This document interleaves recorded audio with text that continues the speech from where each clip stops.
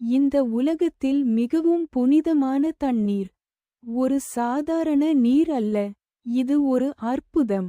ஆயிரக்கணக்கான ஆண்டுகளுக்கு முன்பு ஹாஜர் அவர்கள் தன் சிறு குழந்தையான இஸ்மாயில் உடன் பாலைவனத்தின் நடுவில் தண்ணீரின்றி தவித்துக் கொண்டிருந்தார்.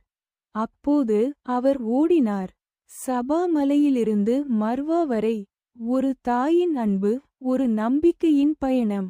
அவரது நம்பிக்கையை பார்த்த அல்லாஹ் ஒரு அற்புதத்தை நிகழ்த்தினார்.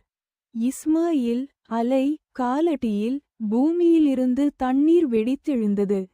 அதுவே இன்று நாம் குடிக்கும் ஜம்ஜம் தண்ணீர். இது ஒரு தண்ணீர் மட்டும் அல்ல, இது ஒரு துஆவின் பதில், ஒரு நம்பிக்கையின் சாட்சி. இன்று மஸ்ஜித் அல் ஹராம் உள்ளே இந்த புனித நீர் இன்னும் ஓடிக்கொண்டே இருக்கிறது.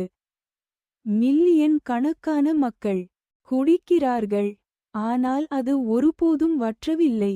நபி முஹம்மது அவர்கள் கூறினார்கள், ஜம்ஜம் தண்ணீர் அது குடிக்கப்படும் நோக்கத்திற்கு ஏற்ப பயன் தரும். ஆகவே நீங்கள் அதை குடிக்கும் போது ஒரு நல்ல நியத் நோக்கம் கொண்டு குடியுங்கள்.